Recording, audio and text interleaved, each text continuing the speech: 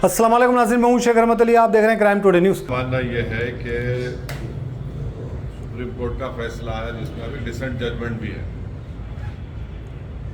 अब ये मेरे को बात समझ में नहीं आ रही कि अगर ये कोई बोलेगा कि भाई ये रेलिवेंट, इट इज़ नॉट, ये रेलिवेंट नहीं है कि ऑब्जेक्टिव अचीव हुआ या नहीं हुआ, ये तो बड़ा एब्सर्ड है। तो ताजुब की बात है।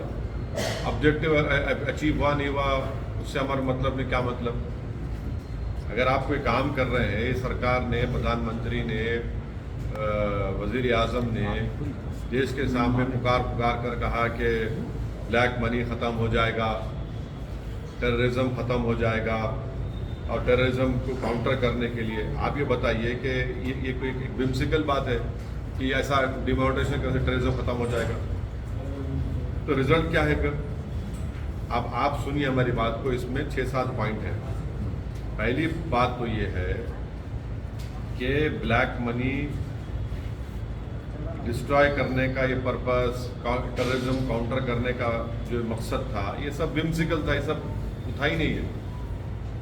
ये एक सरासर गलत फैसला देश के प्रधानमंत्री ने लिया, उनकी सरकार ने लिया, और जिससे वो जो कह रहे थे उसका मकसद ही हासिल नहीं हुआ।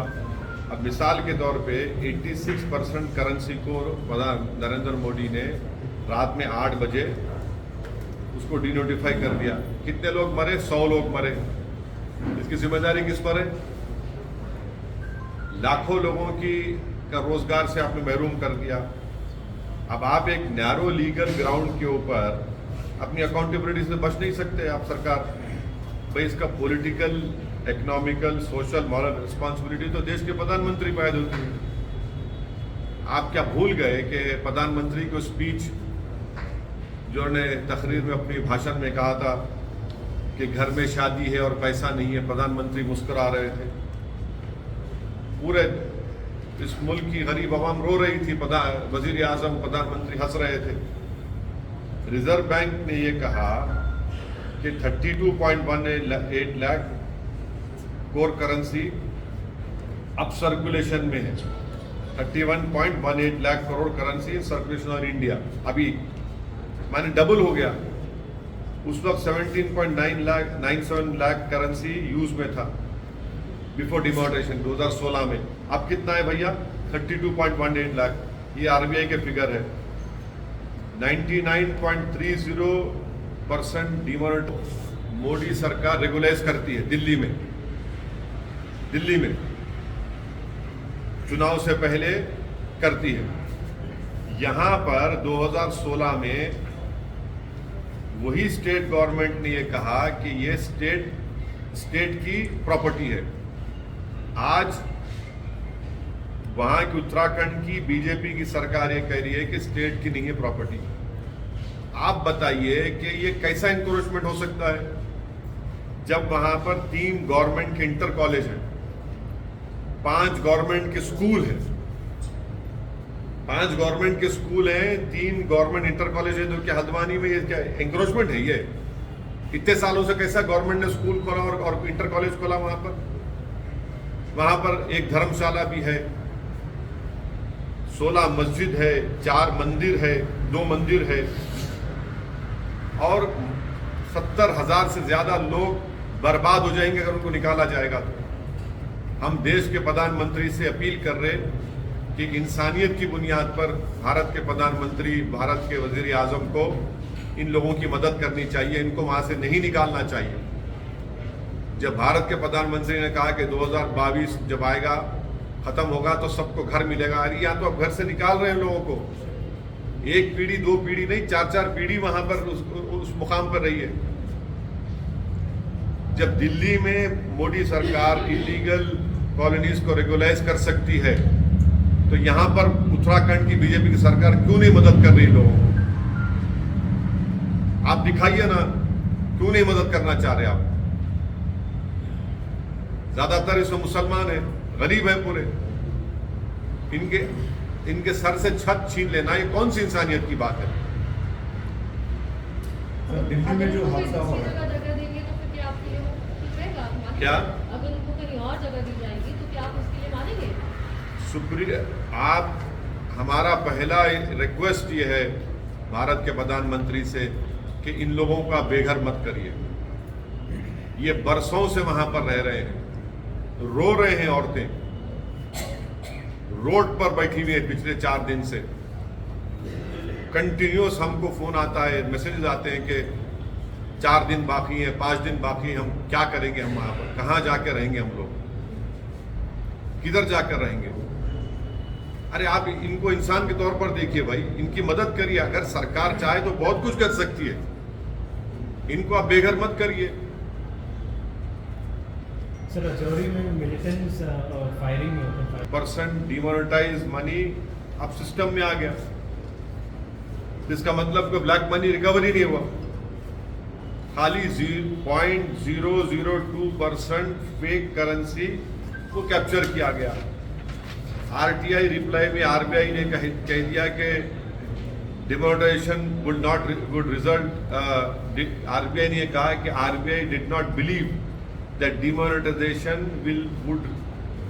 did not believe that demonetization would result in recovering black money, ये उनका बोलना है। अच्छा, अब आप ये बोलिए कि जीडीपी ग्रोथ गिरा नहीं गिरा डिमोनेटाइजेशन गलत फैसले की वजह से प्रधानमंत्री के। इंडिया का जीडीपी ग्रोथ 2016-17 में 8.3% था, उसके बाद क्या हुआ, 2019-20 में 4% पे आ गया, पैंडेमिक से पहले 8 से 4% पे आ गया डिमोनेटाइजेशन करने पर। अच्छा, और एक चीज, अजीम प्रेमजी यूनिवर्सिटी की रिपोर्ट है, जिसमें अजीम प्रेमजी यूनिवर्सिटी की यूनिवर्सिटी ने रिपोर्ट में अपने कहा कि 50 लाख लोगों की नौकरियां चले गई डिमोनेटाइजेशन की वजह से। आप लोग बाजा बजाओ मीडिया वाले, 50 लाख की रिपोर्ट उनकी है। दूसरी बात यह है कि डिमोनेटाइजेशन से 5 years prior to demonetisation household financial liability average at 3.06% of gross national disposable income. This went up sharply to 4% of GNDI in 2017-18.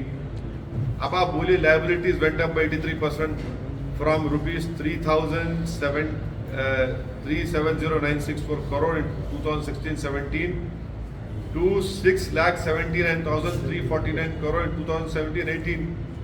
इसका मतलब क्या है कि in other words more and more people had taken out loans after demonetisation. सब लोग loan लेना शुरू कर दिए। और एक बात आप सुनिए, मैन्युफैक्चरिंग शेयर ऑफ जीडीपी 16% था मेक इन इंडिया जब लॉन्च हुआ था, आज 13% है। Total jobs in manufacturing sector जो है 5.7 crore to 2.7 crore after 2016। Manufacturing sector में 5.1 करोड़ थे, डिमोनेटाइजेशन के बाद 2.7 करोड़ हो गए।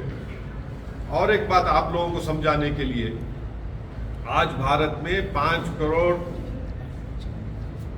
भारत के लोग नौकरियों में हैं,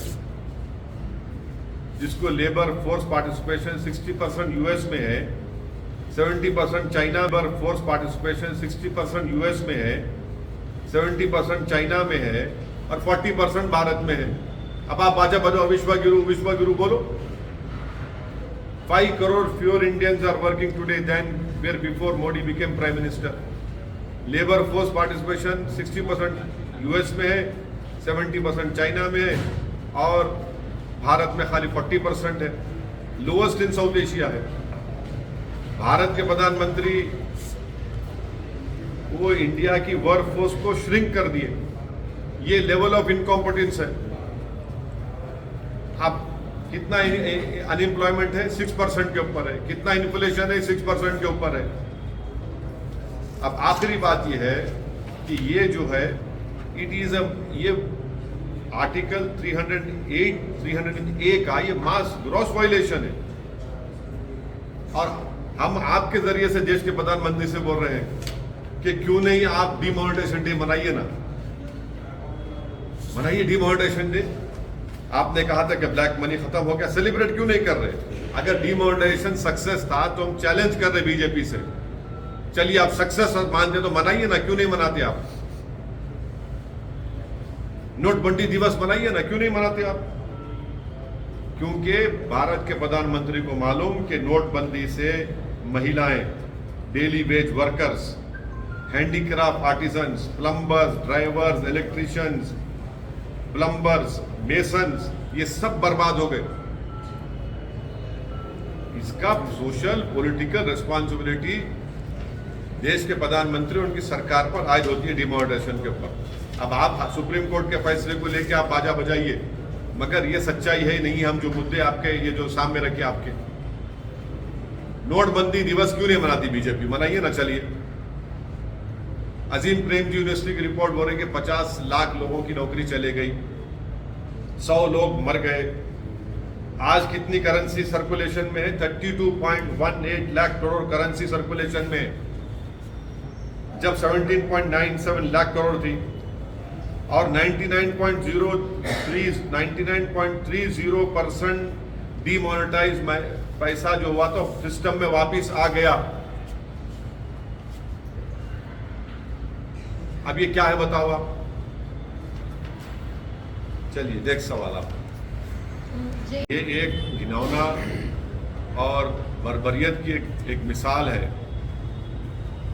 अफसोस इस बात का होता है कि हमारे इस अजीम मुल्क में ऐसे मर्द हजरात हैं जिनके दिलों में एक नफरत है खवातीन के बारे में। माने बर्बरियत, हैवानियत की मिसाल है जो दिल्ली में हुआ है। टक्कर मारते हैं और उस लड़की को घसीटते हुए लेकर जाते हैं, उसकी मौत हो जाती है उसमें। जितना भी इसकी मजम्मत की जाए, कंडेमनेशन किया जाए, कम है। और ऐसे क्रिमिनल एक्शंस में सख्ती के साथ इनके ऊपर केस चलना चाहिए। और प्रोसिक्यूशन का, सरकार का काम यह है कि उनको सजा दिलवाए, पूरे एविडेंस जमा करके इस केस को स्ट्रांग बनाकर उनको सजा दिलवाए। जब तक इनको आप सजा नहीं दिलवाएंगे ऐसे ही करते रहेंगे। एक टक्कर मार दिया, कोई बच्ची को घसीटते लेके जा रहे हैं, क्या है भाई ये? और वो भी मुल्क के दारुल हुकूमत में, कैपिटल में ये हो रहा है। सर इंग्लिश में हो गया, अब इंग्लिश में नहीं होता। जिंदगी का हर पल रहे खुशियों भरा, प्यार का हर रंग लगे दिलकश और हसीन। HKGN furnitures, complete bed set, sofa set, dining table. इसके अलावा आपकी लाडली के लिए मुकम्मल मैरिज सेट सिर्फ और सिर्फ 44,999 रुपए में, और इसके साथ डबल डोर अलमारी और बेड सेट बिल्कुल फ्री। आज ही विजिट करें प्रोप्राइटर मोहम्मद नसीर किश्ती। एड्रेस फरीद कॉम्प्लेक्स, ओवैसी हिल, हैदराबाद। कॉन्टैक्ट 9912857230 और 9346062190।